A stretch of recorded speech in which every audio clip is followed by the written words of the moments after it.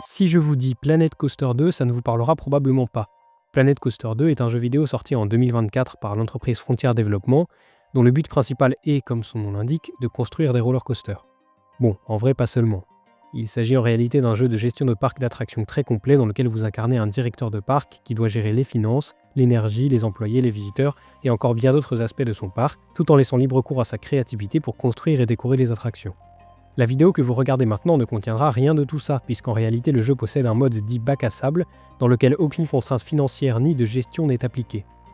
Et aujourd'hui, je vais vous présenter mon premier gros projet sur ce jeu, un roller coaster réaliste thématisé, mais je vais faire plus que vous le présenter.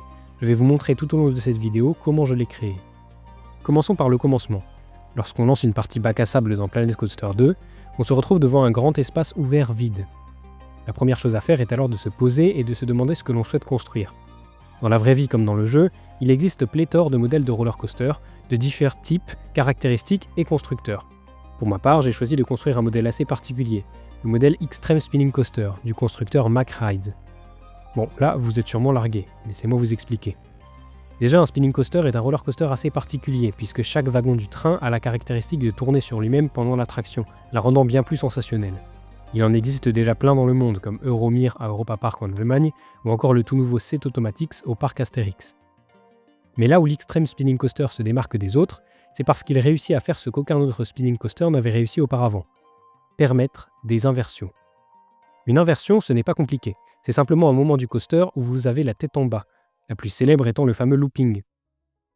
Et pour finir, ce coaster a la particularité de construire sa vitesse, non pas en montant le train en haut d'une immense bosse, mais grâce à un launch, ou lancement en français, qui fonctionne grâce à la puissance magnétique. Et voilà, c'est ça un Extreme Spinning Coaster. Pour la petite anecdote, l'Extreme Spinning est un modèle très récent, il en existe actuellement que 2 dans le monde. Time Traveler à Silver Dollar City, Missouri aux États-Unis, et Ride to Happiness à Plopsaland de Panne en Belgique. Bon, pour le modèle du roller coaster, c'est fait. Maintenant, on peut revenir sur le jeu. Premièrement, je construis 2 gares, parce que je souhaite avoir une gare d'embarquement et une gare de débarquement. Ça permet d'augmenter la capacité, c'est-à-dire le nombre de visiteurs par heure qui peuvent faire l'attraction, puisque les opérations de chargement et de déchargement des trains se font séparément et simultanément. Une fois les 2 gares construites, je commence le layout, ou parcours en français. La toute première section est un launch hydraulique qui arrête le train au début de la section, le fait patienter une dizaine de secondes et le propulse à 95 km/h vers le deuxième élément, ce qu'on appelle un top hat. On continue le layout en faisant tourner le rail vers la gauche, le tout en créant une airtime hill, c'est-à-dire une bosse qui a pour effet de faire flotter le visiteur dans son siège grâce aux forces G négatives. En bref, vous avez un très court instant d'apesanteur. Suite à cela, le deuxième gros élément est ce qu'on appelle un 0G roll, c'est-à-dire un élément où vous vous retrouvez la tête en bas pendant un court moment, vous permettant ici d'expérimenter la sensation de flotter également, puisque vous ne pesez plus rien, d'où le 0G. Suite à cela, mon élément suivant sera une hélice, ou hélice en français, avec la particularité d'avoir le véhicule penché vers le sol, ce que l'on appelle de l'overbank dans le monde des roller coasters. Suite à cette hélice, mon train aura perdu pas mal de vitesse, alors je place une autre section de propulsion magnétique, suivie d'un autre virage à droite, puis d'une airtime hill plus sèche et violente que la première. Je continue alors avec une sorte d'épingle vers la droite, pour finir la première section avec ce qu'on appelle des middle brake runs, c'est-à-dire des freins de mi-parcours, qui permettent non seulement de réguler la vitesse du train sur le parcours, mais également de diviser le parcours en zones pour permettre à plusieurs trains de circuler en même temps sans risque de collision. Exactement comme les feux de circulation sur les voies ferrées. Ici donc, on freine le train, ce qui lui fait perdre beaucoup de vitesse. Je place donc une troisième zone de propulsion, un troisième launch, pour avoir assez de vitesse pour passer l'élément suivant, un inclined dive loop, ou looping plongeant incliné, qui, comme son nom l'indique, permet au train d'effectuer un looping incliné, qui se termine par une sorte de plongeon. Directement ensuite, je fais effectuer au train une inversion qui pourrait ressembler à un inlined twist, où le train effectue une sorte de tonneau sur lui-même. S'ensuit alors une troisième airtime hill, la plus sèche, qui permet des forces G négatives de moins 1,30 G. Après un virage à droite, le prochain élément est mythique chez les fans de roller coaster. Il s'agit d'un corkscrew, où le train effectue un tonneau non pas autour du rail, mais autour de la position du cœur du visiteur. D'où l'autre nom, Heartline Roll. Enfin, je place un autre middle brake run, même s'il n'est pas au milieu du parcours comme son nom l'indique. Je finis avec un double down, c'est-à-dire 2 toutes petites bosses en descente qui se suivent, pour finir par lâcher le train dans les freins de fin de parcours. Je relie mon rail à la gare de déchargement, et je vais créer 2 sections de rail ici, pour simuler une voie de garage. Bon, notre parcours est fini. Déjà, vous devez remarquer que notre rail ne possède aucun support, ce qui nuit au réalisme. En effet, le jeu propose une fonctionnalité qui permet de générer les supports de rails automatiquement, ce qui est très pratique mais rend parfois pas très bien sur les gros éléments ou les éléments particuliers. Je vais donc activer cette fonctionnalité sur certains morceaux du parcours uniquement. Suite à cela, nous allons commencer l'énorme tâche de thématiser le roller coaster. Avant toute chose, il faut que vous sachiez comment fonctionne Planet Coaster 2. Dans ce jeu, il existe plein d'éléments de décoration ou de construction que l'on peut poser n'importe où sur la carte, et en changer la taille, la position et la rotation, ainsi que la couleur. Maintenant, revenons à notre construction. Pour commencer, je vais créer moi-même les supports de rails des morceaux manquants en les posant pièce par pièce.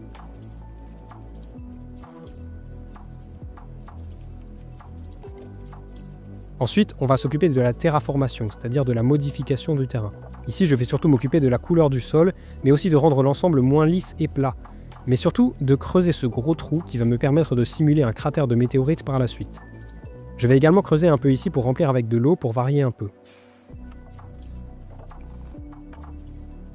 Suite à cela, je vais ensuite placer la file d'attente classique, la file d'attente prioritaire, la sortie du coaster et l'accès pour le personnel. On veut également que certaines zones soient invisibles pour construire par-dessus tout en permettant aux visiteurs de circuler normalement. L'idée ensuite va être de commencer à thématiser la zone. Pour commencer, on va construire un sol qui va éviter que notre construction se retrouve sur l'herbe. Une fois cela fait, je vais construire les murs et le toit des bâtiments principaux. Le bâtiment que traversera la file d'attente et le coaster, et le bâtiment de maintenance. Suite à cela, je vais venir construire le bâtiment qui servira à placer le premier launch du coaster dans une pièce sombre pour le pré-show, c'est-à-dire le moment avant que l'attraction ne commence réellement. Mais avant ça, je vais construire le système qui va permettre de faire croire aux visiteurs qu'ils se trouvent en plein milieu de l'espace, avec un objet qui va me permettre de faire tourner une structure existante. Ensuite, je peux recouvrir le tout avec la structure du bâtiment. Je place une sorte de tunnel noir juste avant le launch, et je recouvre le tout également d'un bout de bâtiment. Ensuite, je vais venir décorer l'ensemble de ces bâtiments avec divers éléments qui vont améliorer la qualité de l'environnement.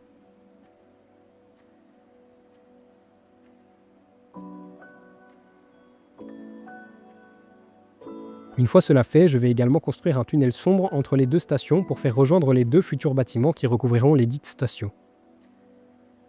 Prochaine étape, créer une structure qui va simuler un dispositif de déplacement de morceaux de rail pour déplacer un train du parcours principal à nos voies de garage. On appelle cela un transfert track ou table de transfert en français. On a déjà bien avancé sur la thématisation, mais il en reste encore pas mal. Je reviens ensuite vers l'extérieur du coaster et je vais construire la zone de la météorite dont je parlais précédemment. Un gros rocher au fond du trou, de l'eau en dessous, des éléments d'effets spéciaux comme du feu, de la brume ou de la poussière, du décor, et on est bon.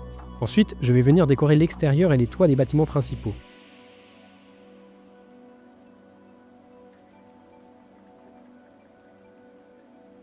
Je vais également thématiser la file d'attente.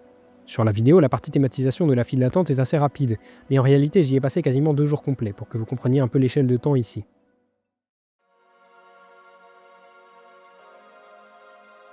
Bon, la file d'attente est bien avancée. On rajoute également quelques éléments de décor toujours en même temps.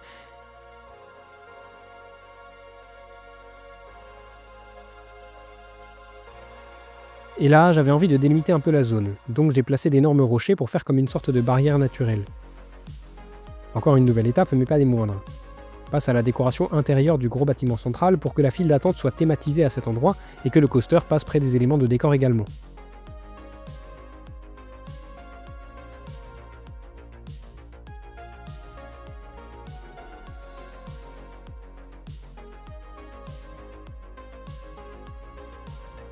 Et maintenant, voilà un extrait en version speed build, c'est-à-dire construction accélérée, de l'amélioration des façades de mon bâtiment central actuel, pour que vous puissiez aussi me voir construire en temps réel et pas grâce à des effets de montage. Il s'agit d'un travail de précision et de minutie en réalité.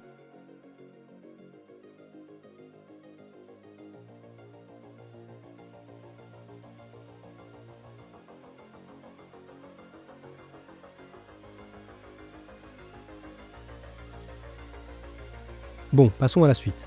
J'ai ensuite décidé de m'atteler à une partie de l'extérieur, et pour ce faire, il faut que je vous explique un peu l'idée derrière la thématisation. C'est ce qu'on appelle la storyline, l'histoire du roller coaster.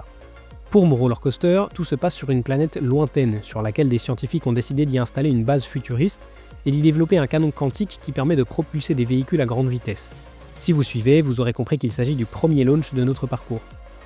Pour l'extérieur, on est plutôt bien. Il nous reste encore les stations à finir. Pour ça, on construit les bâtiments et on décore tout l'extérieur et la devanture, ainsi que le reste des files d'attente.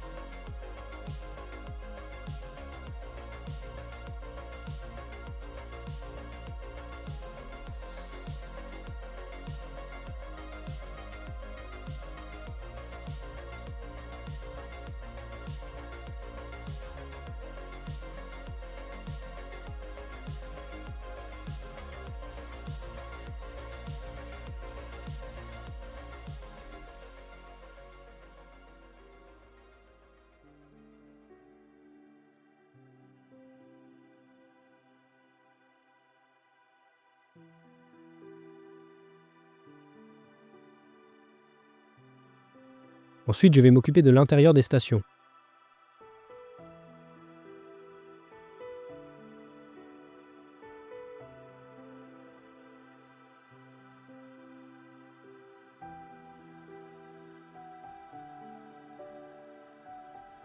Pour la devanture de l'attraction, j'ai décidé d'y placer un flat ride, c'est-à-dire un manège qui reste sur place, pas comme les trains d'un roller coaster, et j'ai choisi une tour de chute que j'ai évidemment thématisée sur le même thème.